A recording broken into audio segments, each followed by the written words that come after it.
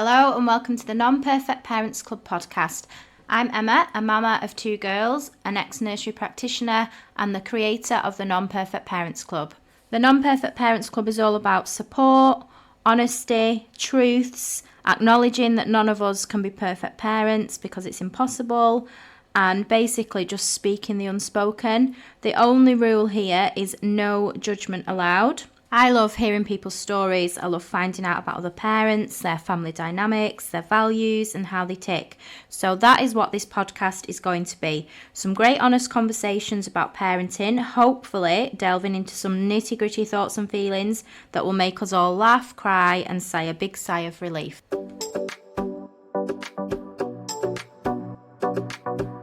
Hello and welcome back to the Non-Perfect Parents Club podcast.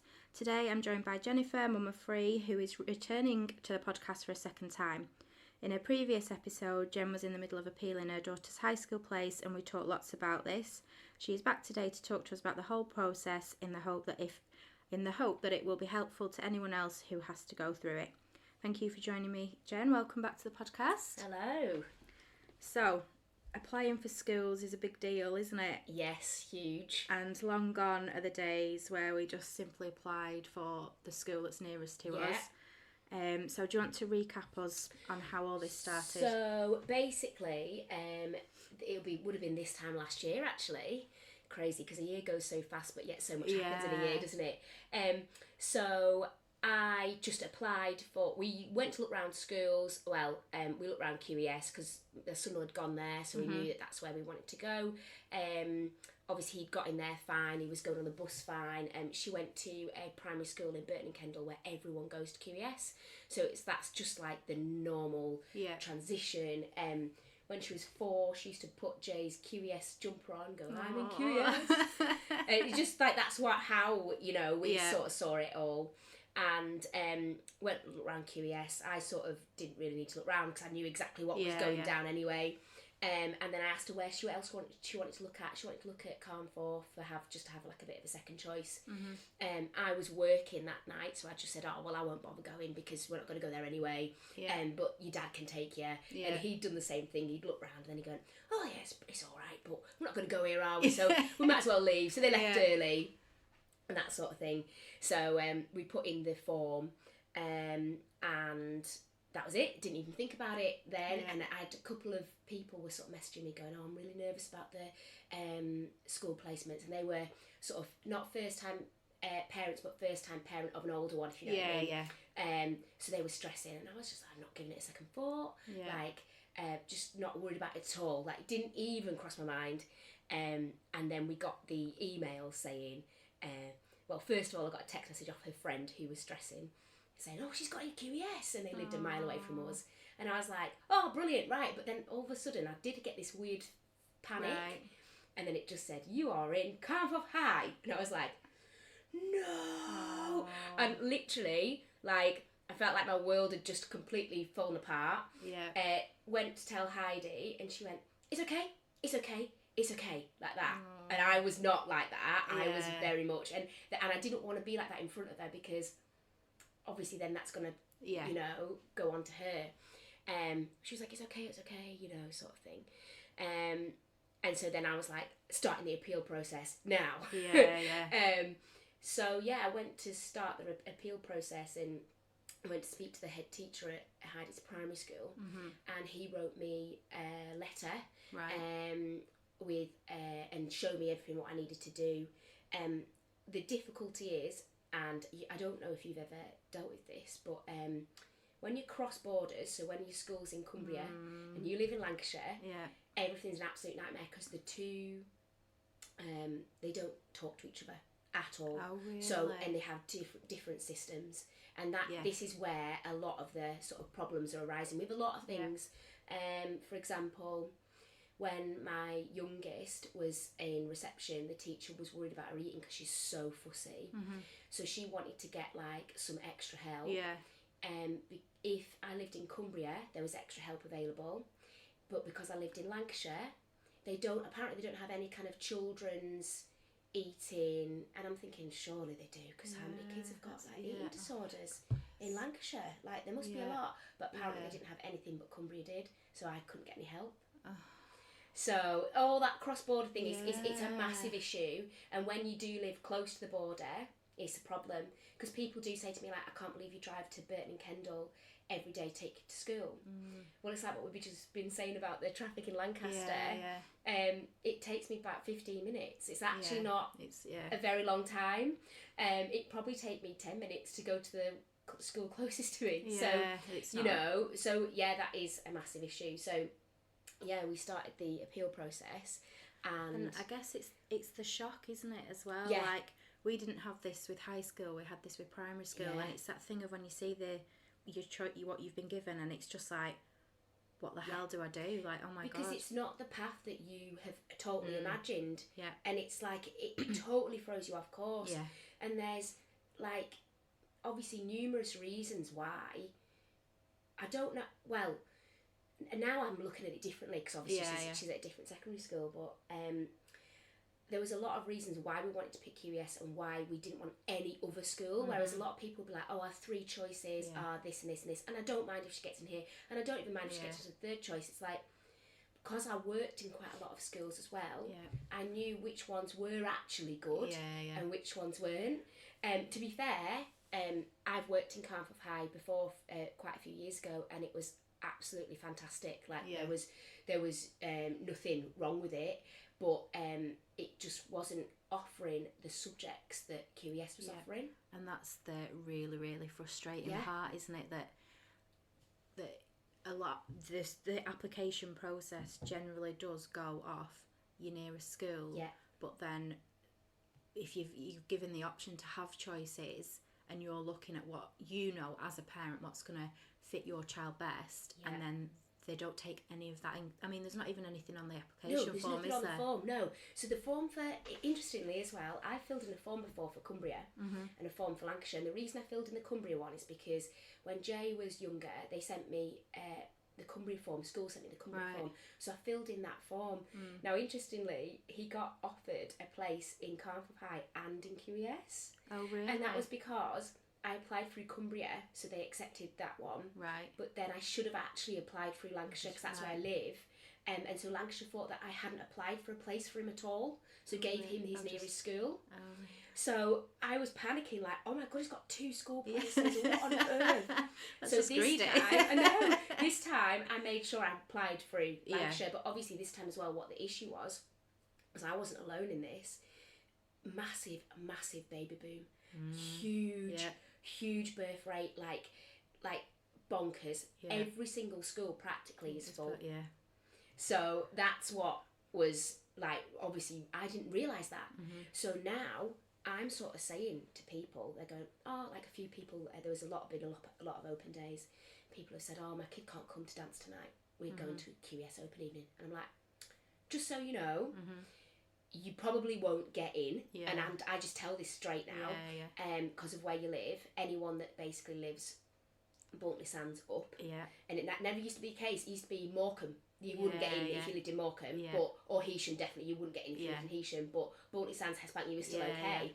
But I said, because of, you need to check the birth rate to see, because your kids' primary school class might only have 15 kids in it, but what's going on everywhere else? You know, but I mean, I should have known, because Heidi's primary school class had 32 kids. Oh god! So I should have known.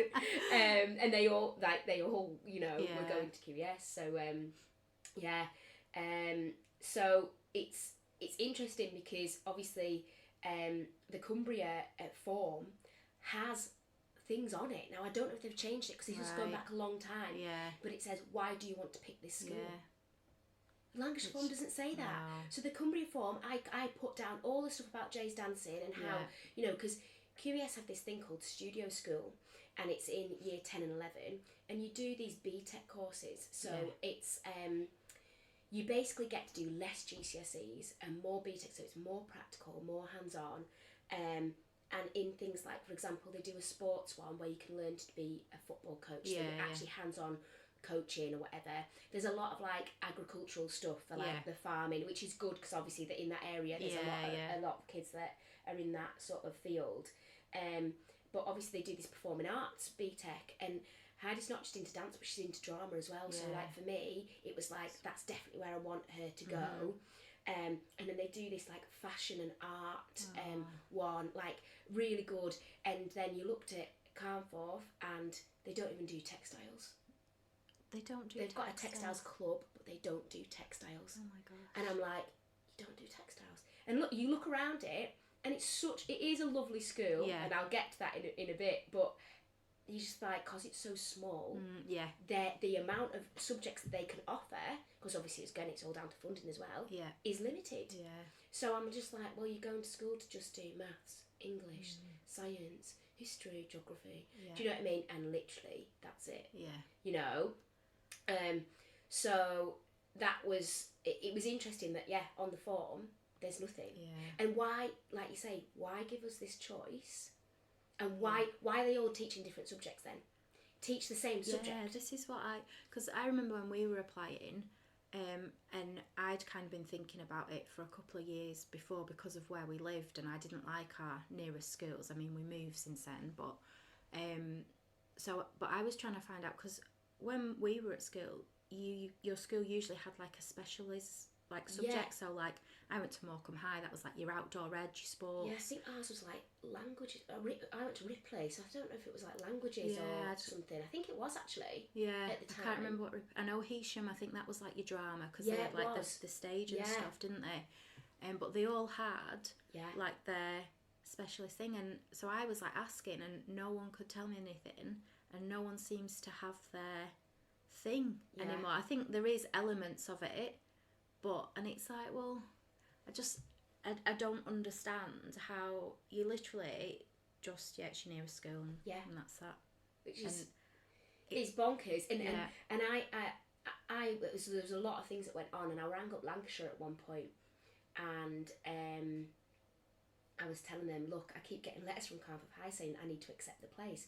I don't want to accept the place because I'm going through this appeal. And she was like, oh, you don't need to accept the place. That's just them wanting to know their numbers. Yeah. You actually don't need... You can just still rock up in September. You actually still don't need to accept it. But it's a bit unfair on the school, isn't it, when they need to know what's going down. Especially for their appeals process, if anybody's trying to appeal to get into that school. And there's a waiting list, which there was. So I was saying to her about everything. She went, move. And I went, what? And she went, if it's that important to you, why don't you just move? And I was like, wow. Because that's another thing. Why on earth should you have to move to send your kid to a school where you know as the parent, because obviously you know the kid better than anybody else, that's the school that they should be going to. Yeah. And so many people are doing this. I know, especially for primary schools, I know loads of people that have moved basically to get their child into the school they want. And it blows my mind. I mean, we moved for secondary application, but we didn't just move for that. Like we were intending on coming this way anyway, and it's I don't know, it's just, you shouldn't have to. No. And we were looking at Rightmove, and I was just looking at these houses, and I was just thinking, I'm going to be miserable living in that house for like a number of different reasons, because some of them were like more expensive but smaller. So it was like, right, so we're going to live in a smaller house. It's going to cost us more money. Like, I don't really know what we're gaining here, but the best thing about it is, if we had moved, she still wouldn't have got into the school because there was a massive waiting list. So this brings me on to sort of like the whole sort of appeal system. So I'd rang up the school, and the I think it's like the head teacher's PA. She was like, I was like, you don't understand. She's got to get into the school. You know, I was like dead panicky. She's like, look, we've had absolutely loads of applications, and she said, just you saying that, oh, all her friends go from that school is just not a good enough reason. Like, if you're going to appeal, you're going to have good reasons. So I was like, oh, don't worry, I'll have good reasons, right? And sort of like everyone that I spoke to was like, oh, you've got really good reasons, like, you're totally going to get in, like, it's going to be fine, everything else. So I went through to the appeal system. They said that it would be, I think it was like May time or June time with this PAB. And this, we found out in, was it February that we found out, or January? Yeah, I think it was like February or something. You found out secondary school places. And it was just like, I had to wait for so long. So everyone's there buying their uniform. And all the social media's like, oh my god, my kid got the first choice, and you're like, like why put it like really? No one needs to know. No, yeah. And it's like GCSE results. Oh my gosh, results don't define you the next day. Oh my gosh, they got all. Yeah. Well, I want to say like A's, but it's not that anymore. Nines, they got all nines, and I'm like, you just said results don't define you, and now you're boasting about all the results that your kid got. Yeah. Just leave it be. Like say well done maybe, but you don't need to like. Yeah. You know, then put it on. So it's that like, oh yeah, everyone got the first choice. So you're just sitting there thinking, am I the only person that, you know, didn't get? And this sounds really, really weird. But then there was like a group chat and everyone's like chatting, they're going like, oh yeah, I think I might have mentioned this on my last podcast actually. Like, yeah, should we do, let's plan the leavers party and stuff. And I was like, you've all stolen my life. I went to that primary school before you did. Yeah. My son went to that primary school before you guys all did. I know everything about QS. You're all putting on the group chat. Oh, so what do they wear? Yeah. Oh, so what school shoes are they allowed to wear? I know the answers to all of those questions. Yeah. But you guys have got in and my child hasn't. And I said that to the head teacher as well, and he went, no, I get it. I get what you're saying. And they were like, you know, like she needs to get in sort of thing. And it was just frustrating that it was going off a postcode. Yeah. Like really frustrating. It is, and that's literally what it is, isn't it? Yeah. Postcode lottery. Yeah, awful. Like, so then they have this like reallocation process where some people have been given that place, then turn it down or whatever. Yeah. And the woman at Cumbria actually, who does the Cumbria sort of school allocation, she was really helpful. And she was like, she said like, QES, it's a popular school, not many people turn down the place there. She said, but it does happen. She said, but obviously it depends on where you are on the waiting list. Well, the waiting list is not a waiting list. No.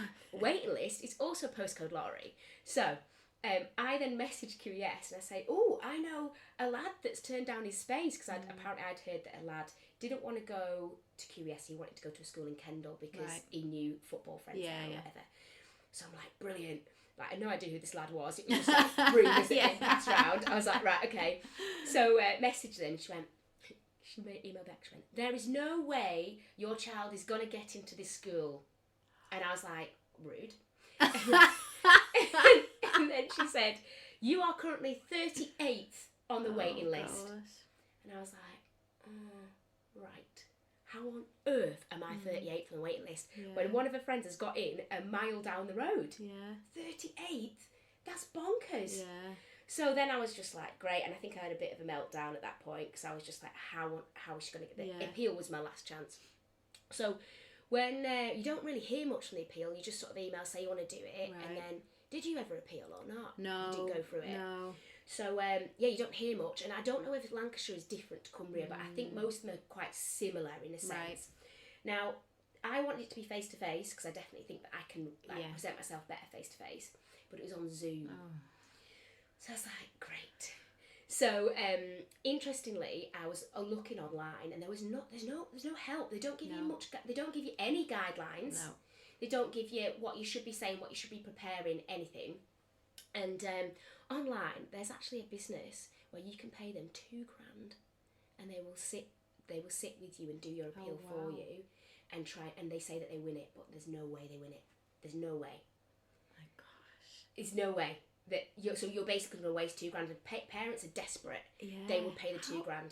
That's just like blowing my mind that there's even a business for that. Like. So somebody's set up a business where they're actually, and they're like, then they've got people's reviews like, oh yeah.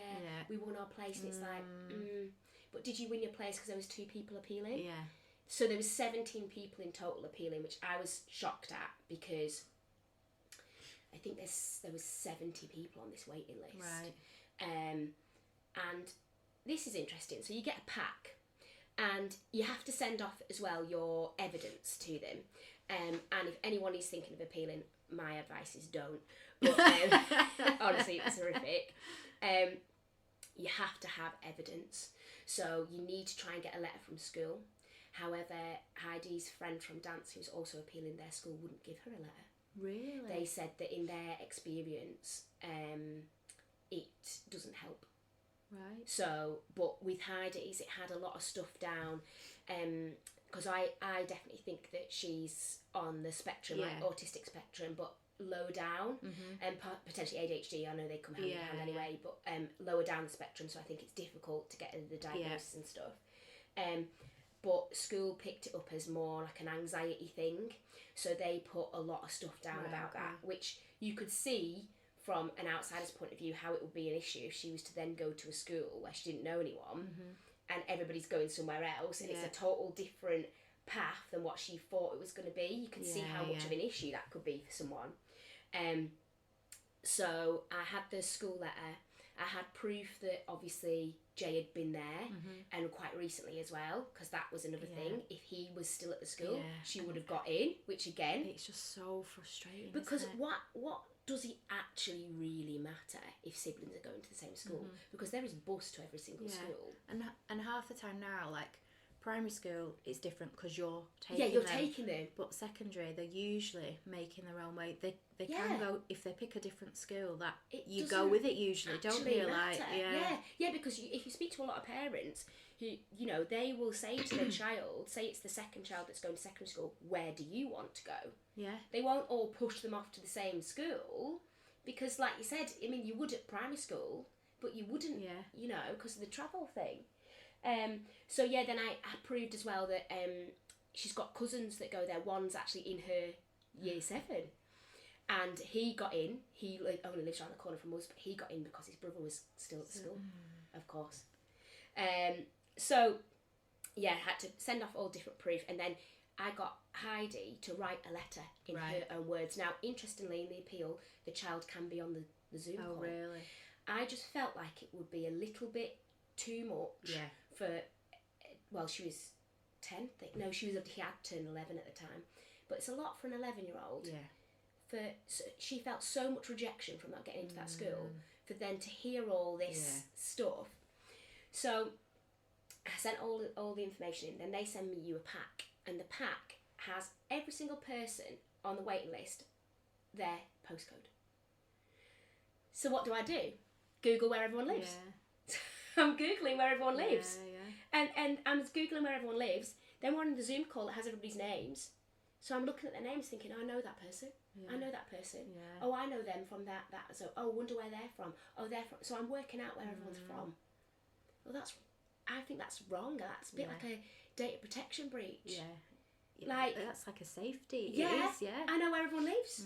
Practically, like, I don't know door numbers, but I know postcodes, so I can see their area of where they live. So I wouldn't have been the only person doing that. No. Other people would have been doing that.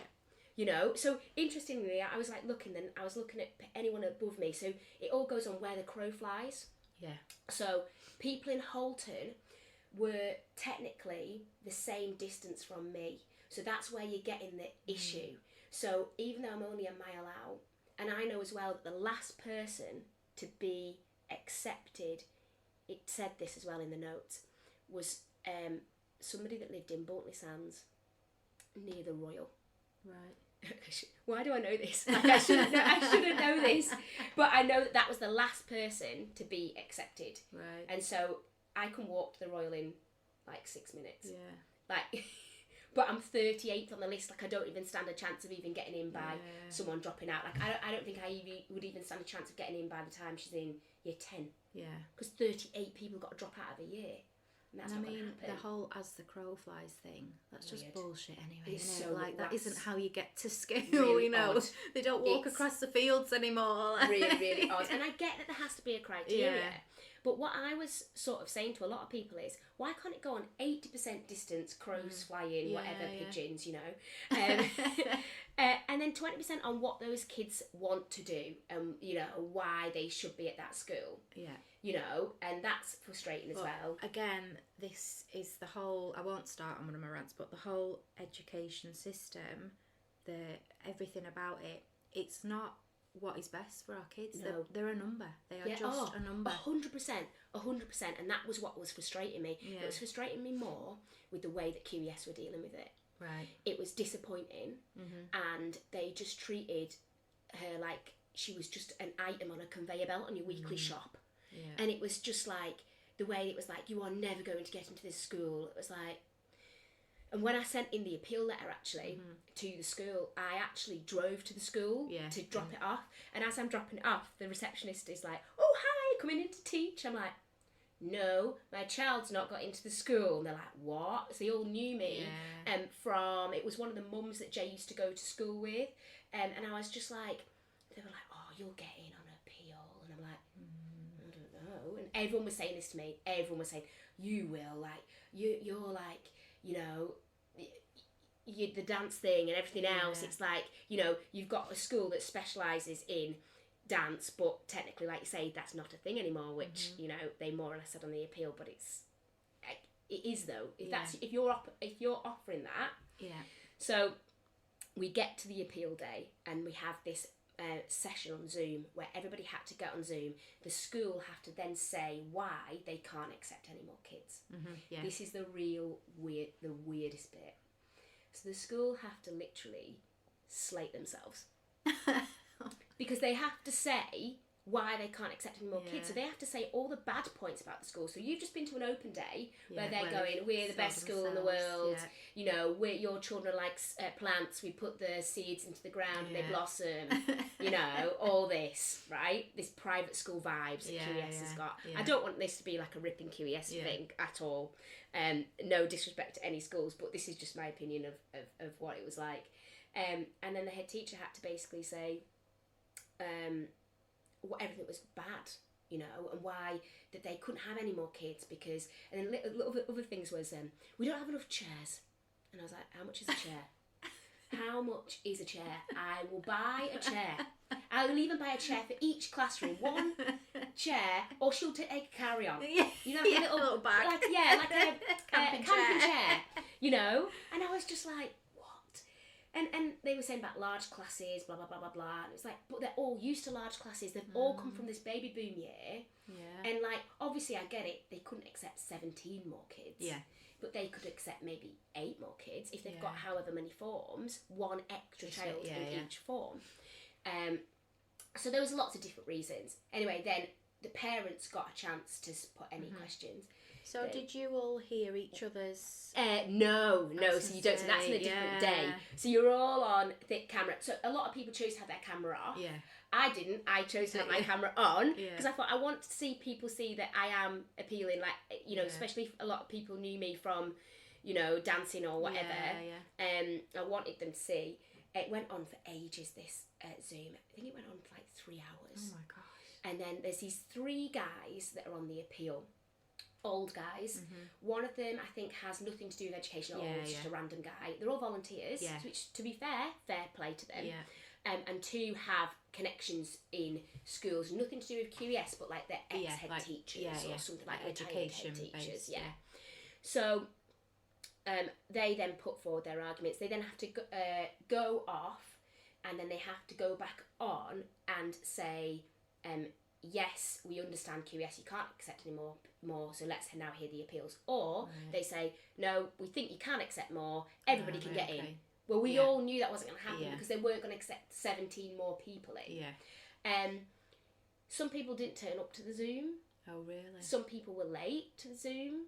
That was annoying. Because it's like, I've made sure that I'm here on time. Surely that should be like an instant, like, black mark, you know, like, off you go. It should be, but they're all like, everyone's entitled to a free, like, a fair hearing. Like, it was like a legal case, because as well, that was funny, because when QS was like, you do not have a chance to get in this school, you'll hear from our legal team. And I'm like, legal team? Am I getting arrested? I'm like, this is odd, you know. So anyway, then some person was like, oh, I can't really do that time. Can I do a different time? And I'm just like, your time's your time. You've been given a time. Like, if you want to get into that school, then you need to be available in that time. So then I think I ended up taking an earlier slot, which I'm glad I did, because they were overrunning. Right. So I was practicing. I'd written it down. I was practicing what I was going to say. So this is like the next day. But after that first day though, I don't know why, but it felt like you were being judged massively. So I know another parent actually that went through the appeals process and did they say the same thing? Yeah. So said it was awful. I was sort of sitting there in my street dance stuff because that's what I work in, and and I don't know, like I just felt like I was being judged on. I felt like I was a thick street dance teacher. And that sounds really weird, like just a street dance teacher, like just a dance teacher. And there was other people there in suits and very well spoken, and they were asking really intelligent questions. But to be fair, those intelligent questions were really pointless. So what is your fire procedure, and how long does it take to get those kids out in a fire? And I'm like, what? I don't know where he's going with this. So right, so a few extra more kids that would take. Okay, and I'm thinking, well, you're actually stabbing yourself in the back there because if it takes them that long to get out in a fire, and then you're adding more kids to the mix. Yeah. I don't know why your purpose is with that thing. My questions to on that part of the panel was, I didn't understand the system. So basically, we're saying that Cumbria and Lancashire don't talk to each other. They also have people from Yorkshire coming in, so they're dealing with 3 counties. They said that they had 500 odd applicants. They didn't put 500 people. Didn't put QES as first choice. That was second and third choice as well. So think about it, the amount of people. I put Dalham as my third choice. I didn't even go and look at it. I've worked there. For me, that's not... I only put it down because I had to put a third choice down. I wouldn't have wanted her to go there at all. So how many people put QES down where they didn't actually want their kid to go there anyway? And then, interestingly, someone was appealing who'd got into Ripley, who wanted to go to QES, but their friend had got into the other way around. Like they'd got into QES but wanted to go to Ripley. Well, swap them. Just swap those 2 kids. Like, because they were friends as well or whatever. They knew each other. Just swap their places. It didn't make any sense. No. So I sort of said, I don't understand. I think it feels like a very unfair process. I said, so you're telling me that somebody that lived a little bit closer put QS down as a second choice and got it over me, even though we put it down as a first choice? And they were like, well, yeah, that can happen. Why are you giving us 3 choices then? This is, Why are you letting us go and look around all these schools, and why are you giving us 3 choices? But QES is a funny one as well now, because they don't have an open day. You have to message them to then book into it. And general feedback from this year has been people felt like they were coming across like they don't even need to try. They're going to get loads of kids anyway. Whereas like Camp of High have been putting like videos on and messages and pulling the stops out. And I like that because that is effort. And that shows that, and sometimes I think with schools they can get a bit big for their boots. And just think, well, everyone's going to want to come to us anyway, so we don't really need to try. And it just doesn't give the right impression. Fair enough, think that, but don't give that impression because otherwise you're not going to want to try with the kids. And it's giving that impression of, for me, my opinion is they don't really care about the kids. It's just, well, if they want to come here. And even though that's probably not the case, but that's the impression it's giving us. So we moved on after that, but after that session it just felt weird, and I don't know, I just thought, am I doing the right thing here? And I knew I was, and I wanted to keep cracking on, and I wanted to keep pushing, and I thought, right, there's 17 people here, I need to make like top 6, because I think last year they let 6 people in. Right. So I was like, I can do it, because I know for a fact most of them will be saying, but all their friends are going there. It's not a good enough excuse. The kids make friends. The kids make friends. You need to have real good reasons. So obviously, like, my reasons were the fact that the courses that they were offering that they weren't offering elsewhere. The fact that they had like a designated dance teacher there, where they don't have that at a lot of schools. I think they do it like Heysham, I think, because of their whole dance thing, or Morecambe maybe. I can't remember which one it is, but I think there is one at one of those schools. But it was that. It was the fact that obviously Jay had gone there, and it was the natural progression. Obviously the Burton thing, that Burton was a feeder school, and we've talked about this before, I think, with the feeder school thing. But apparently that doesn't exist anymore, which it's like, well, it is a feeder school though, isn't it? Because they all go from that school, so therefore it is. and obviously the issues with at school that we've had with the whole, what they're calling was anxiety, but I was saying that I've been saying it's much more than that, and they just said to me, where's your medical proof? And I said, and straight away I was like, because I have spoken to the doctor, and the doctor said, right, we're going to refer her 100%, she needs a referral. Got a text message that night saying, I can't do the referral, has to go through school. Oh my God. And I was like, but school won't do it. And I asked school, and they were like, what do you want us to do? And I was like, well, is it not worth doing the referral? Like, because my issue was, everyone was saying to me, if you had the EHCP, she would have got in to the school of where she wanted to go. And I'm like, I can't even get on the waiting list.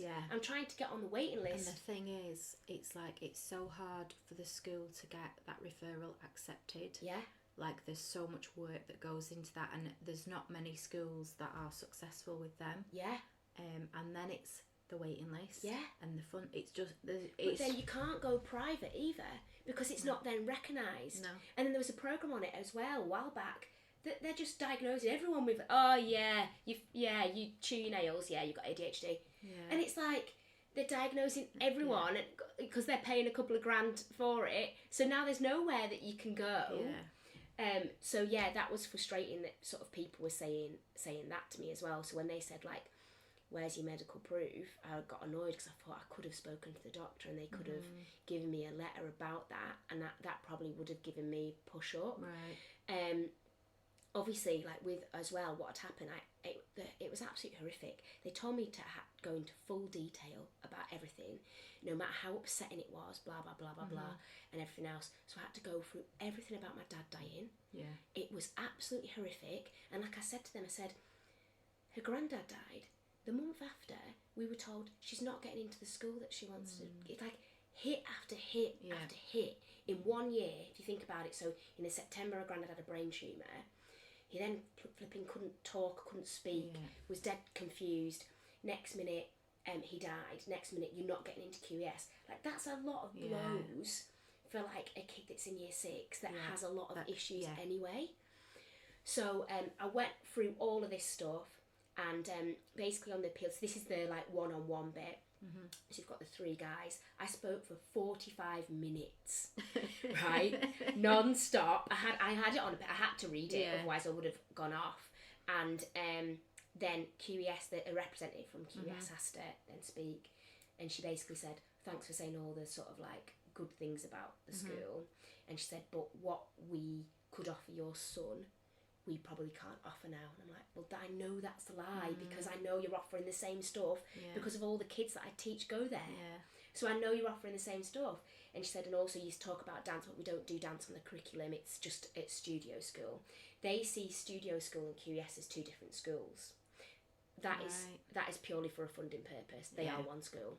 So I was basically like, but it's the same school though. She's like, no, it's a different school. And I'm like, but it's not though, really, is it? It's not. And so what they were saying to me was, she can move to studio school in year 10 and 11. So I'm like, right, so you want me to get this kid who's really anxious, has a nightmare with change, move her to Cardiff for 3 years, then move her again to QES. That's what you want me to do. And basically they were saying, like, all because of the case of you don't have enough chairs. Like, we'll just flipping park her up at the side. Like, she can stand. Like, do you know what I mean? I'm like, what? It was just bonkers. And so I was basically arguing back, saying that you have a dance teacher at that school. I know his name. Like, you have a dance teacher, do you not? Like, specifically that teaches dance. She's like, yeah. So I said, so you're telling me that you don't do any dance, regardless of whether it's on the curriculum or not. It's not on the curriculum because the government don't see it as an important topic. They used to. Then they sacked it off when they were like, oh, we need to save some money. So, you know, they do dance clubs every lunchtime, like, with a designated, you know, dance teacher. So, anyway, they then had to ask questions, and they were like, so how would she cope, though, being in a large class? And I'm like, just 32 people in her primary school right now, in a class. That's not an issue. And then they said things like, how many friends has she got? And I'm like, well, the whole class they're all, you know, they're very like that at primary school, aren't they, really? Yeah. No, Yeah. how many friends has she got? And how long have these friendships been going on? Now, annoyingly, I said since reception, she actually went to Burton preschool. So since she was like 2, she was friends with all these people and grew up with all these people. And I was like, well, she's got at least 6 like really good friends. And he was like, right, okay. I was like, what's the purpose of that? I don't understand the purpose of that question. They didn't ask me enough questions, I don't think. Yeah. So for me, it was like, I didn't know whether that was a good thing or a bad thing. Yeah. Anyway, then that was it. They said that they would ring us after they'd gone through everybody. Yeah. So it was on the Thursday. I think I'd done the Zoom call on the Tuesday. But literally, after I finished the call, I absolutely sobbed my heart out. Yeah. Like, I was an absolute mess. Because I cried on the Zoom call as well. Like, horrific. Absolute horrific. And I didn't want to, but like, reading, like, horrific. Because you had to drag all this stuff up. And it's like... you could see that the kid's clearly been through an absolute nightmare. And it's the whole thing of that, them emotions as a parent, isn't it? Like, you're responsible for them in this process, and you've got to advocate and fight, and it's ridiculous the kind of what you've got to go to just. And I knew it was like my last chance, like the only chance. I said that to them. I said, with 38th on the waiting list, we ain't getting into that school. And what's frustrating as well is my mum, she's moved now, but she used to live in home, and everyone said to me, why don't you just put your mum's address down? And I was like, because I didn't want to lie. Like, I don't want to lie, that's the wrong thing to do. But now when you look at it, you're like, I should have done it. And the reason why I am saying I should have done it is because she would have been fine, because I would have then just said, oh, we've moved now, and that she would have still got it, she would have still had that place. And then also, now I can see how unfair the system is.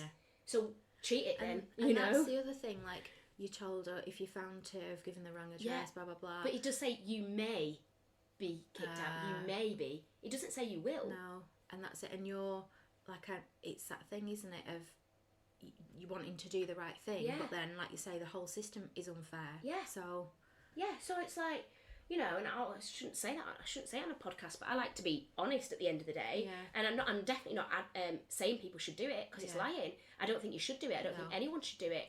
However, I wonder how many people do it though. Loads of people do it. I've heard of someone doing it, and they're getting a free bus pass too. And it's like, what? You're getting a free bus to school where most people are having to pay for their buses. But again, weird how the crow flies. Some schools get some kids are getting a free bus pass. So it's very, very, very frustrating. So I got a phone call on the Thursday, and I do this thing sometimes where I'll say to people, oh no, we won't get in. But in my head, I might think differently. I do it at like dance comps, I'm like, oh, no, we won't win, we'll come third. But in my head, I think we're totally going to win. So she said, like, sorry, it's been unsuccessful. And I just went, okay, bye. And she put the phone down, and I was just like, wow. But at the same time, weirdly, almost felt relieved that it was just over. And I wish I'd never spent all those months waiting and not knowing. What's so cruel about the system is, why do they leave it that long for kids not to know? Well, this is, awful. So then there was a girl that was at the top of the list, and I knew her because she'd moved from a different area to Heidi's school in the last couple of months. So that was frustrating, because they'd moved to close to the school, so that's why they were first on the list. But Heidi'd been, not even since reception, since preschool, been at that school, and she was clearly going to get in over Heidi. And somebody who knew her messaged me and said, oh, she's not got in on the appeal. She's really stressed. And I went, well, tell her she's flipping going to get in. She's at the top of the waiting list. So all that happens is in the next couple of months, someone's going to drop out and she will get a space. So she can have that space, and she's been at the school for 2 days, you know. And there's no disrespect to her, the child, the mum, anything. No. Obviously, their circumstances had changed, but it was really frustrating for me. It's the system, isn't it? Really frustrating. Anyway, that girl did get in the end. However, I don't think she found out till very long down the line. So how I ended up being very bitter about it, but that I felt really sorry for her, because it's like, that kid's not known what school, like all these other kids have known for so long, and the kids not known what secondary school, and it's a massive step. I think going to secondary school is the biggest thing for kids, because when they go to uni or whatever, that's a big step, but they're really ready for it. They're 18, they're adults, so they need to do it. They need to go. They need to go and learn everything else. Whereas I think that secondary school step is just humongous, because they're going from a child to a young adult, technically. And I feel like not enough adults recognise how big that transition, that jump is, because I know when we went through it, I said like how massive a transition it was, and everyone I spoke to, kind of teachers and stuff, didn't seem to, I think they thought I was fussing, and they didn't seem to recognise the importance of this. And it's just kind of like, oh well, it happens every year, that it is what it is. But when it's your child, it's like, well, it is huge, and there is not enough support in that transition. 100%. Well, interestingly, with the transition thing, we got a phone call. This was in between this is before the appeal happened. Actually, got a phone call from the primary school, and she said, "Oh, Cardiff High School have been in touch, and they want Heidi to go in every Tuesday for 6 weeks, for a transitional period." And I'm like, "Really?" And they're like, "Yeah, every Tuesday morning, like 2 or 3 hours, and they're going to do like forest school stuff." And I'm like, "Oh right, yeah." They've picked Heidi to do it. They only pick so many kids. Right. And I was like, that's absolutely insane. Like, as in, it felt weird that a school would be that helpful. Yeah. And so she said to me, honestly, this is the best transition I've ever seen out of a school. That I don't think they've ever had a kid that's gone to Carnforth from that primary school before. So they were like, poor Heidi, the only one. Rub salt in the wound even more. I know. So she was like, QES don't do this. She said, if all secondary schools were as helpful as what Carnforth are being, she said kids would transition a lot easier. So I was like, oh, I'll definitely take them up on the offer. Yeah. So I was honest. I was always honest with Carnforth High. Yeah. I was like, look, I'm so sorry I've been such a pain and not accepted the place. I said, I will accept the place now, but you need to understand that I'm in the middle of an appeal, and it might be that I then say she's not coming. And they were like, yeah, that's fine. And I was always honest with them, saying that this isn't the school that and how horrible is that? Me saying this is not the school I want my child to go to. Like, do you know what I mean? Yeah. Like, and I could not even really look round it. I didn't, not personally anyway. Yeah. So obviously, like, you know, I felt a bit mean on them, but I wanted to be honest with them at the same time. So she started going every Tuesday, and it was great. Like, she getting to know the school, and she still gets lost, but she's getting to know the school, like getting to know the teachers, getting to know other children that were going to go, because I think there was about 7 or 8 kids in each session, and she really, really enjoyed it. And a few things would have happened, like there was a couple of kids that clearly had maybe a few behavioural issues, and she'd said what they were doing, and I was like, you can't possibly go to that school, no, you can't go there, and I was like having meltdowns, like, I've got to win this appeal, you can't possibly go there. But I think the difference is the way the school handles it. Yes. So what I'm finding now is everyone wants to send their kids to QES, and everyone wants to send their kids to Dalham. Well, if everyone does, you're not going to have the same kids skipping in their long kilty skirts. You're going to get a different mix of kids. Yeah. So you're going to have behavioural issues just the same as any other school, but how do you deal with it? Yeah. And if you're not used to it, is it going to be like, whoa? Whereas I think Carnforth High are used to children misbehaving, and the vibe I've been got from them. So I went to their Year 7 open day. This was after the appeal, so I knew I was definitely going, and they basically said, we want to know you as a family, not just your child. Like, we get to know you, and like, it had that personal touch. And I don't know if we've talked about this before, maybe on the podcast or just in general. Actually, I think we did talk about it, but me and you face to face, about how a business should have a personal touch. And like, that's really, really important for me, because obviously you know how hands-on I am in my business, and it's like a school is technically a business, and to have that personal touch is massive. So they've taken on, Carnforth have taken on a lot more kids. Right. Because of obviously the baby boom and everything else. Yeah. They'd taken on loads more kids. They had a massive waiting list. They had appeals, everything.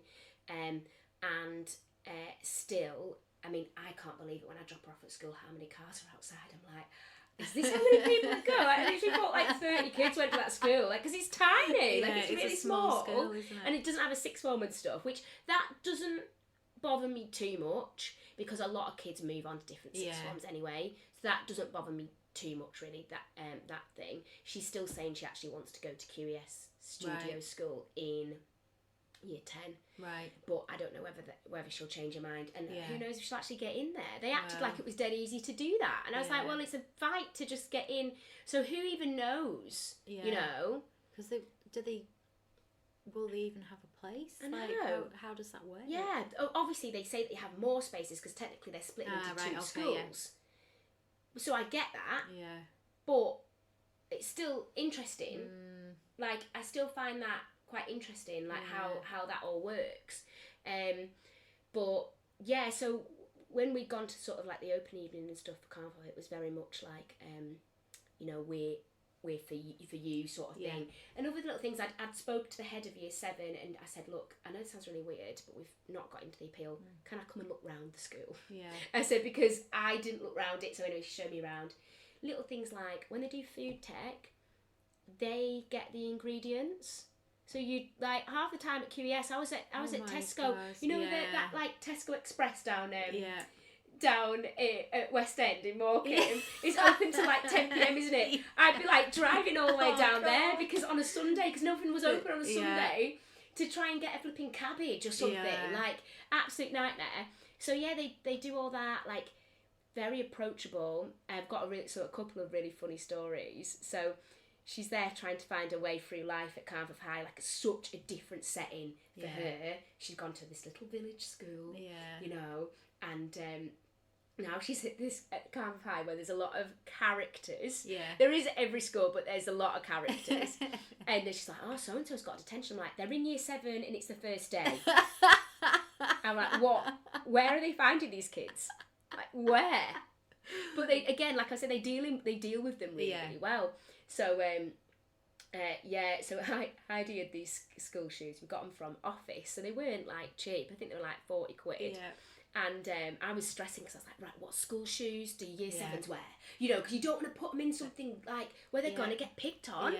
And I know that sounds awful and you shouldn't conform to, but come on, you've got to help them out a little bit, haven't you? So anyway, found these shoes. She's gone in these shoes, been working around in them for like a week, and they're broken. Like they're completely broken, so this shoe's flipping off her foot. So she's gone to the office. So she's then having to walk around in some lost property second-hand shoes. Oh no. And they're horrific. So, I know, but it's hilarious, right? So I'm like, oh my God, what are these shoes? And then literally, like, you know, I'm like, no time at all, but I'm like, I've got to find the time. We're going to have to go to Preston to take these shoes back to Office to get some different ones. And they didn't have any school shoes anywhere. They had these ones in Next, they had like bows on and sequins on. I'm like, she can't wear those. So I'm like, I'm going to have to order some. They're going to come on Monday, right? So anyway, Monday comes, she's still having to go to school in these like lost property shoes while we're waiting for the delivery to come. Best thing about it is she gets out the car, her drink bottle's leaked all over a bag. So Dave's like, oh, her drink bottle's leaked. Like the first time he's taken her to school, it absolutely gets absolutely messed up. Her drink bottle leaked. And I'm like, well, does she need a new rucksack? Do we need to pop round and get her a new rucksack? And he's like, oh, no, I think she's all right. So I'm like, right. Anyway, next minute I get a phone call at like 3:45. No, it was a text message, capitals. Mum, ring me now. Oh. Right, and I'm thinking, what's going on? So I ring, she's like, I've had the worst day ever. She's like, my bag was so wet, I had to go to the office and they gave me a carrier bag. So she's walking around in lost property shoes, a carrier bag. So I just went, what carrier bag was it? Because I don't know if you remember this, but back in the day, if you went to school with a netto bag... Oh, yeah, brutal.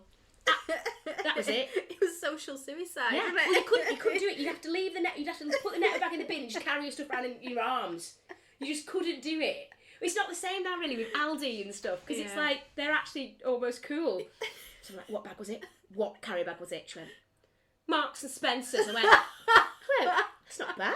I was like, not a bad shout. I'm thinking, well done, campaign. Well done, office team. They've got in their plastic bag cupboard and what can we give this girl?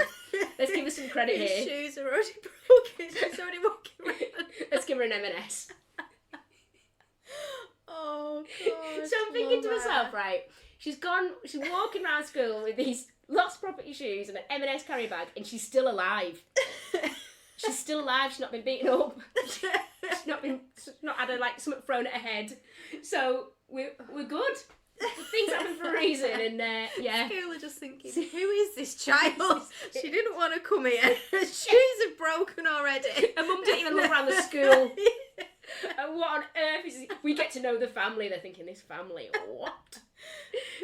Oh, but it's so funny. But yeah, in general, sort of like rounding up sort of like the appeal system, it's horrific. I would not recommend it to anyone because the chances of you winning is not very high. Yeah. And it's a lot to put yourself through emotionally. I would say it's up there with one of the hardest things I've ever had to do. And I've had to do all sorts of stuff. Like I've been to court with Jay's dad and everything, and like it was up there with one of the worst things I've had to do. And like that horrible feeling of being like judged, you know, as well. That wasn't a very nice sort of feeling, because also as well, they're talking about you behind your back, going, oh yeah, well, they've not got good enough reasons. And they basically said to me that it's not good enough, it's not, your reasons were not good enough. It's that, I guess it feels a little bit like you're not worthy enough. Yeah. Like, So, interestingly, there was another boy in her class that was appealing as well, and he got in. Oh, really? And I actually spoke to the mum, tracked the mum down. How did you get my number? And he got in, and I won't obviously go into the reasons why, because that's personal, but we both agreed that it's a lottery. We both agreed because there was not one of the cases was better than the other. Yeah. We honestly thought, what a lottery. So they were a little bit further down the waiting list than me. Right. Only a little bit. Yeah. And yeah, I was. She was like, "I'm so sorry," and it was like, "It's not your fault. Yeah. That's I just want to know what it was. What did I almost not do? Yeah. Mainly so that I could tell people, because people are gonna want to know. There will be people who are putting down their first choices now that are like me, that don't really have a second choice. They have it in their head, they want to go to one school. Yeah. Ripley's a really good example of this. So many people want to go to Ripley. This church points thing, don't get me started on it, I think it's really weird. Yeah. I think if you go to church, that's great. Yes. Get your church points, fine. If you don't go to church, why are you going to church to get into... it just doesn't make any sense to me. No. And again, it's full of teenagers. If a school is full of teenagers, they're all going to be horrible in some way, shape or form. It's how the teachers deal with it. Yeah. And so, with the Ripley thing, what happened with somebody else that I know who didn't get into Ripley and went to Carnforth, they did the church thing, got church points, but because of the boom, they upped the church points. So everyone who'd got, oh, well, I'll be fine, I've got 40 church points. I'm like, what the hell is church points? I didn't even know that this was a thing. It's like flipping club card points, isn't it? Yeah. Church points. It's like, what?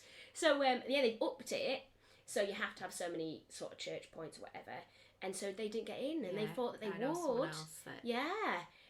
So, again, that's a great example, because I know a lot of people, especially in the Lancaster area, it's all Ripley, Ripley. And it's like, have a good second choice, because you don't know, like, even if you've got 400 church points, and what an investment. Those parents have invested years in going to church, and then what, you don't get in? Like, that's even more, like, heart-wrenching. And, like, I think also people need to be real. I'm saving over £1,000. I think I've saved 1,500 a year for the year for my child not going to QES because of the bus pass. And the uniform is double the price of Carnforth's. Carnforth uniform, I think, cost me £90 in total for everything. It's £300 to £400 at QES.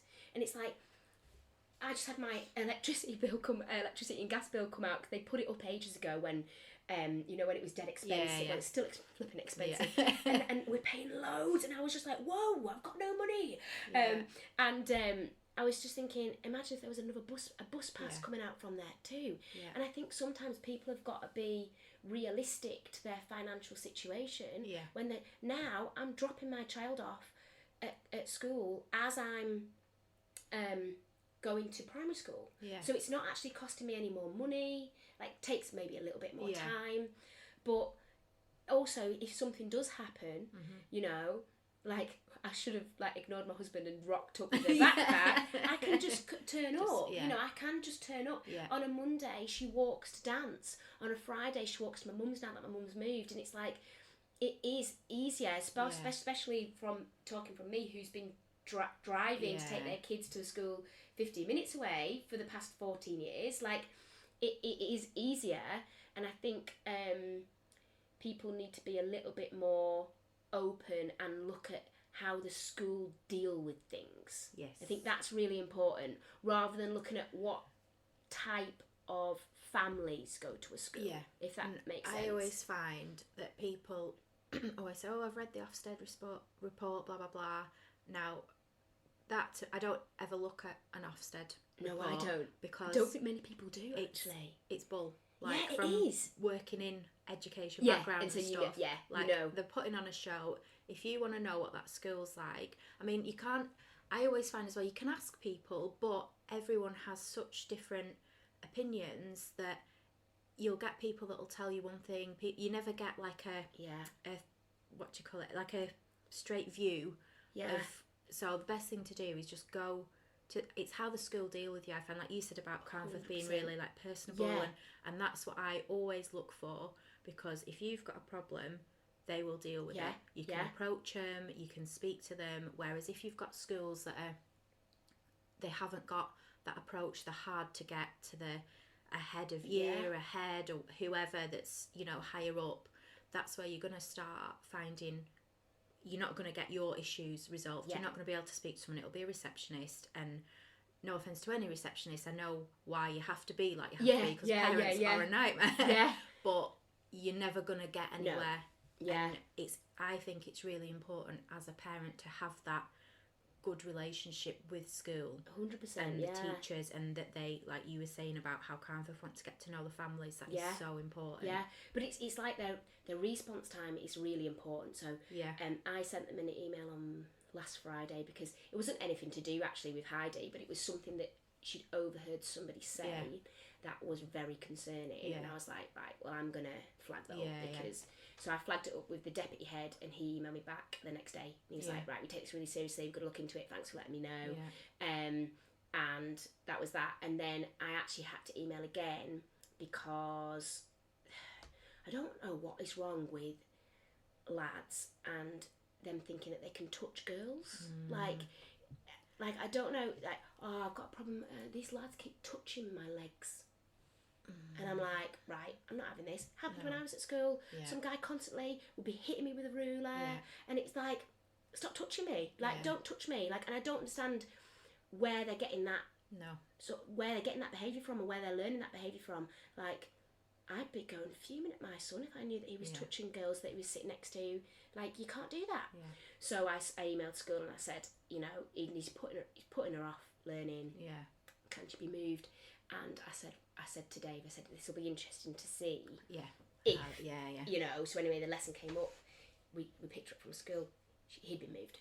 And the teacher, the head of year 7, come in, made sure she was okay, everything's okay, make sure that you know that you can come and speak to me, all of that. So it was something that was technically, I was stamping it out now, because it was something small. She had pen on her legs where they'd been drawn on her legs and stuff. But for me, it was like, but they are touching her, they shouldn't be invading her personal space, and it could be in years to come more serious. So it was something that small, trivial, especially compared to a lot of stuff that they have to deal with, but they dealt with it straight away. So I think that is good, especially when there is a lot of kids. They've taken on a lot more kids in the year. So I think in my eyes that's good. And I've spoken to a couple more head teachers actually, and they've said that they agree with what my primary school was saying, in that it's the best school for the transition. Right. because so you've got getting those extra. That is a really good transition. You know, it's really good because interestingly as well, when she'd gone on that first day, you know where they have the transition day where everybody goes in, and then she'd gone in, she came out, she burst into tears in the car. It was horrific. Why can't I go to QES? I hate it there. I hate it. I don't know anyone. Maths was horrific, and you said they would help me at my maths. I was like, but you've had one lesson. You know, and I wanted to almost film her, the state that she was in, send it to the appeal board and say, this is what I'm talking about. This is exactly what I was talking about. So it's interesting now, because my view is, I think, I don't know, what would she be like if she'd gone to QS? I don't know. No one will know that, you know. It is things happen for a reason, and I think that maybe she's been pushed into the direction of Canfire because they are actually going to help her, and we are maybe going to get a few answers and things like extra time in exams, extra help, you know, because things like maths and stuff are really not easy for her, so maybe that's why. And maybe if she'd gone to QS, yes, she would have been more settled in the sense of with friends and things like that, and maybe she would have been more, it would have been more of the subjects would be better, more geared for her. However, would they have picked up on the little things that she needed help with? Would she, by the time she gets to year 11, would she have had that help? Because that's what I'm fighting for now, because I'm worried that by the time we get to do GCSEs, is she going to have that help, you know, that she's going to need, because she is going to need that extra time. So, and it's important that we get it in, everything in place. So it's right. But so in general, I wouldn't advise to do an appeal, but if you're gonna do it, get as much evidence as you possibly can, and if you've got medical evidence, that's even better. I think just have a good second choice. Like, that's what I would always say now. And also, don't assume you're going to get your first choice like I did. Especially if you've had a child at that school and they've left. Because as soon as they've left, even if they've left for one day, it doesn't count. And it's not fair in a sense, because you do plan when you're going to have your kids, but not in a sense of, if I have another child here, they'll be in secondary school together, and then they will both get into the same. You don't think about There's that, no way you think like that. There's no way. And it doesn't work like nature doesn't work like that. No. You know, there's a lot of people that have big age gaps between their kids because they simply couldn't have another child for a while or whatever. So you just you just gotta keep an open mind and let your child have a decision as well. Like you know, it was definitely very hard for me because it was a lot different than what I'd imagined. Obviously, it was hard for Heidi because she still says now she wants to be at QS because she's got like a group chat on her phone, and it's all the QS kids from Burton, and then they're quite horrible to her sometimes. Oh, well, you don't know because you don't go to this school, and it's like frustrating. But you know, not always. But and she's still really good friends with a lot of them. But we'll just sort of see. It's still very early days. And I think that's why I said, like, I'd come on the podcast sort of now, because to see if anything had happened, or if any, you know, I'm very impressed with how she's dealt with it all and how she's dealt with being at that school. And I think, and people always say this, I think they are a lot more resilient than we 100% expect them to be. But then at the same time, as a parent, they shouldn't have to have that resilience. Like, it's good for them in long term. But at the same time, they shouldn't have to be going through that because of the reasons that it's happened. I think it's interesting, like, with a primary school, like, I don't know if I'd feel different if it was a primary school, because I've obviously never had that where they've not got into the primary school. I don't know if I'd feel as strongly. I don't think I would have appealed if it was a primary school. See, that happened with us. With the Wildcat, she didn't get any of her primary school choices. Like, it wasn't even, she got third or whatever, she just didn't get any. And I purposely didn't go through the appeal process because I was concerned about her settling, obviously starting reception and stuff. So then when it came to high school, we picked our 3 choices. She liked all 3 schools, and we just kind of went into that with, if whichever one you get, if you get one of them, it'll be fine. And we knew if she didn't get one of them, the other one would be our nearest school, which wouldn't have been ideal, but if she got it, she got it. And we kind of went in with that mindset, and luckily she got one of her choices. Yeah. And all was, it kind of, for us, it repaired that that angst of what happened with the primary school. Because it is horrible, isn't it? And I would say, as a first time mum applying to primary school, it felt like it was horrific, and you know, it was what it was. We got on with it and it was fine, but applying for secondary school feels much worse. Yeah, because it brought it all back up again. It just felt like another level as well. Yeah, because it is. It really like is. High school is, and it's so because different, it's because of the teenagers. Yeah. It's because you've got all these teenagers, and it's you've got I don't know 10 primary schools all going into one. Yeah. So it's like, and again, it's the different parenting ways. Yeah. You know, and what's frustrating sometimes, and I've seen it a little bit in this first couple of weeks, all the hard work that I've put into the parenting of Heidi, a few kids don't have those same boundaries, and so then Heidi's a bit questioning things, and I'm like, whoa, I'm not having my hard work go to waste because another parent doesn't want to, you know, like, a lot of parents, like, I shouldn't say this because it's like meant to be non-judgmental or whatever. But like they need parenting courses. Like they actually do need like a parenting course because it's just like, it's frustrating because it's like, fair enough if you want to bring your child up that way, but then it's rubbing onto mine, and that's what's frustrating, and it's them going into the wrong sort of groups and everything else. But at the same time, they've got to learn that. Yeah. They've got to learn to say no, and they've got to learn to stand up for themselves and not be a sheep. Yeah. You know? So we sort of almost teaching them to be more resilient, you know? And which is interesting because obviously I've dropped my son off at uni now as well. Yeah. So that was an interesting one. So I keep saying uni because it is uni because it's a degree course, but it's not uni because it's a dance course. Right. So it's like a dance course that he does, and it's like affiliated with a uni.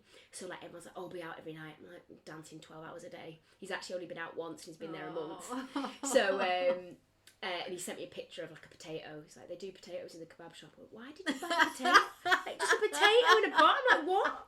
Why have you bought a potato? It's really weird. Anyway, so he's in Leicester, which is interesting place.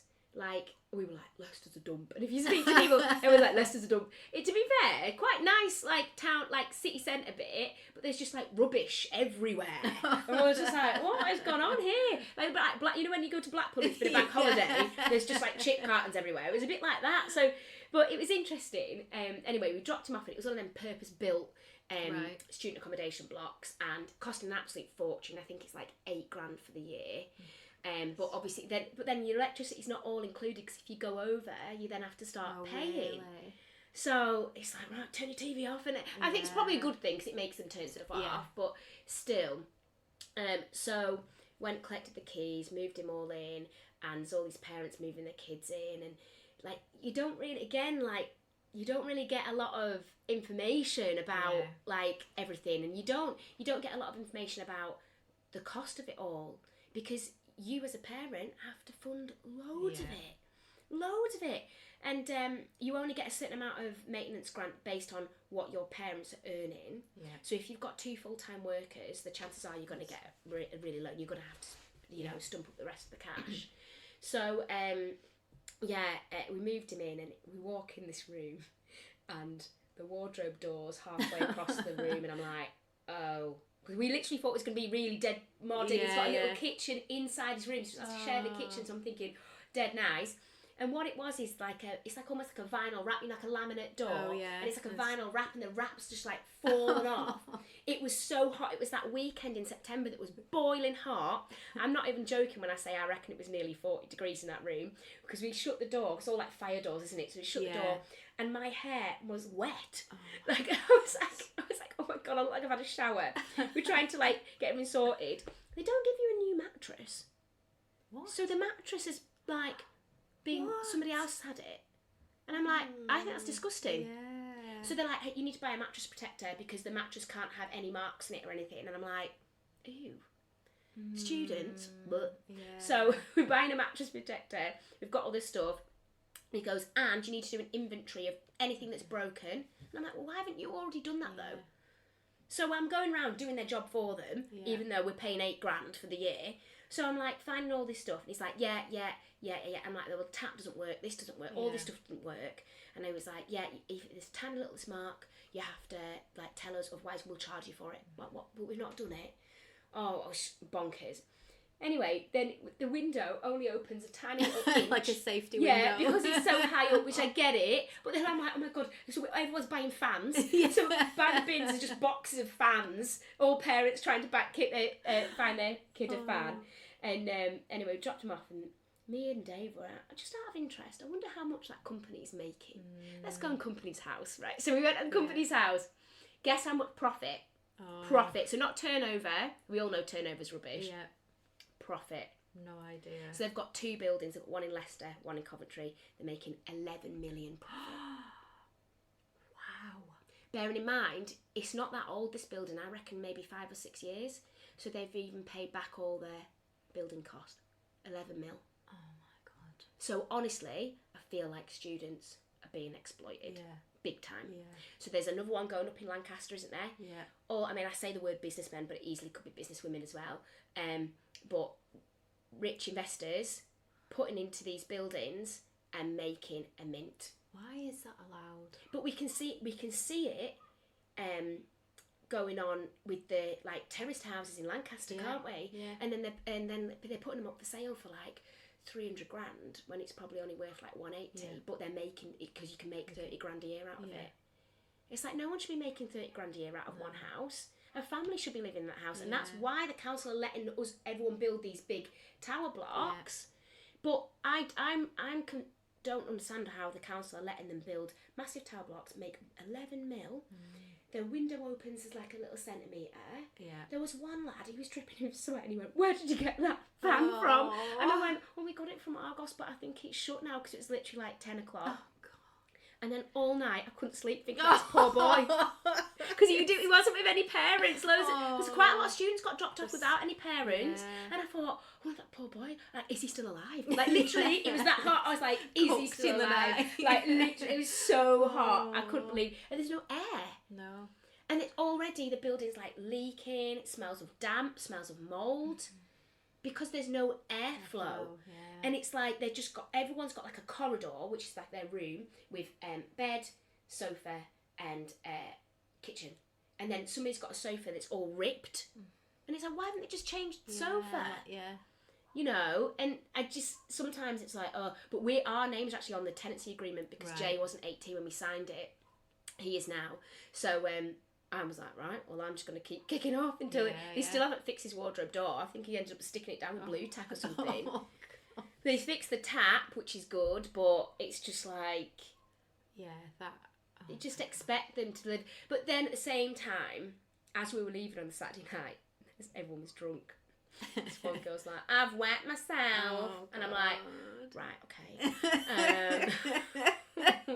At the same time, I was thinking... Some apartments must get trashed. They will. They will have a lot to cope with, but at the same time they're making 11 million profit, so 11 can't be million that bad. Profit. That is. I think turnover as well was something like 15 mil. Wow. So like the actual percentage, the difference in their actual costs and their profit is mad. Wow. Like it's absolute bonkers. Everybody that's got a business now is thinking, student accommodation. Let's get on that. But no, so that's obviously, but I would say with Jay, he's just got to learn like a lot about managing his own money now, and he's got to buy his own food and everything else. But with Heidi, obviously that massive changes the whole school thing, but she's dealing with it really, really well. So I'm really pleased with her in that sense. So and you said this, when about your little one and the primary school thing and everything else, that it wasn't as bad as what you thought it was going to be, and I will agree, because literally like my whole world collapsed. I was just like, my child can't go there. Like I don't know what I thought was going to go on. I think it's just that, it's that thing, isn't it, if you've got what you want in your head and you just, if you're not expecting that to go otherwise. But I also had people go, well, where is she going then? And I go, can't find her. Go, ooh. Yeah. People actually did do that. Yeah. And a lot of people did that actually. And I was like, oh, okay. But I think it's because when I was younger, and there's a lot of parents now that are my age, you didn't go there. Yeah, you didn't have the great reputation. Have a good rep at all. And so I think now it's weird that it's actually got a good rep, and I think some people can't get that in their head, me included sometimes. Yeah. But I think she's safe when she's at school. I don't think she's. And I think that's important. Why it's important to look around them and go and see 100%. Like any parents that are kind of looking with their children now, like local parents especially. I think there's quite a few schools that have a certain reputation, but unless you go and look around for yourself, you can't listen to that. You need to just go and get a feel for it, because you do, when you're looking around a school, you do get a feel for it. We had it when we were looking around with the Wildcat. There was a few that we thought would probably be a choice, and we went, and there was one, and she wanted to go home. She was bored. My husband fell asleep in the opening talk, and I'm having to nudge him, and we thought we'd really like that one, and we just didn't. So I think it is important. It's a different fit for different child as well, isn't it? Yeah, that's it, isn't it? So it is, and important to maybe go and look around on an actual school day. Yes, I mean, some of them won't do that, no, will they? But I find that interesting that they won't do that. I think we did mainly open evenings, but there was one that clashed with another, and out of those two schools, one wouldn't let us book a private visit, so we went to the open evening of that, and then the other one we booked a private visit. And that was really interesting to go around in the school day, because then I suppose they're not putting on a show then, are they? Can't wouldn't let me interestingly go round during the day. Would they not? I don't know whether that was just because they had a lot on or whatever. She said they just come after school. But so as a teacher myself, I kind of see their point, because if a child was being disruptive in a lesson, and you've seen that, you'd be put off. You'd be put off of that child, not because of how the teachers were dealing with it. So maybe it's literally like a code red situation for a teacher. So maybe. Whereas it's interesting, because when Jay was in when he was in year 6, we went to look around QES, and the deputy head showed us round, and this is during the school day. All the kids are sitting there in the classrooms, but they're all doing sex education in each class, and he was like, So it actually gave me a bad impression. It gave me a bad impression, because I remember then going to primary school after we'd been. And one of the mums was the receptionist there at the time, and she went, "Oh, what did you think?" And I went, "Oh, put me off." I said, because the deputy head couldn't handle the fact that there was sex education going down in each lesson, and he was so shaky and shivery. And I said, actually, I found him a bit odd. I don't think it's the deputy head now, but I said, I found him a bit odd. I said, it's actually put me off.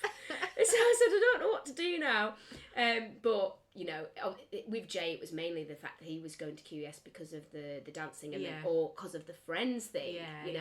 With Heidi, it was because we knew that Jay was fine there, so she's going to be fine there. And Jay sort of turned out okay, so she will turn out okay. I feel like I've probably missed out loads and loads of stuff on the appeal, because it was horrific at the time. I think I mentioned to you at the time that we should do a podcast about it, but then I went silent because I didn't want to talk about it. Because I was just like, oh, I'm done with talking about it. And I've talked about it with so many people, and it is just one of those things that I think people need to. I think people do take it seriously, especially if it's your first. Yes. And maybe that's where I've slipped up. But I think for me as well, in life in general, it was just a busy time. Obviously, because my dad had got diagnosed with a brain tumour then too. So maybe that's why I didn't even think about it. I just didn't even... It didn't cross my mind that she wouldn't get in at all. A few people had warned me. They said, but some people from Bolton Sands are not really getting into QS anymore. And it's just so frustrating, isn't it? Like we've said already, that the whole system, the whole application system is just... Again, is it fit for purpose? What does worry me, and interestingly, I said this on the appeal, but they didn't seem to care, was that I said I have to think about my youngest now, because she's now at Burton School, going through school, making best friends with all those kids that are going to be going to QES. So we're going to have the same situation where she doesn't know a single soul, So I said, what if I have to move her primary school so that she's then, if she moved somewhere like Bolton Sands, it would be a bit better in a sense of she would know more people that were going to Carnforth.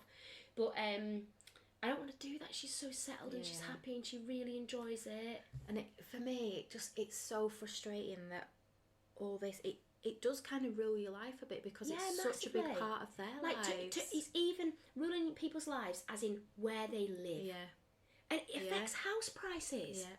It's like, So, I think, and like I said it on the other podcast, like loads of things happen for a reason. So I think whatever happens, don't look at it. It's easy to say this because honestly it was like the world had just been ripped apart for me.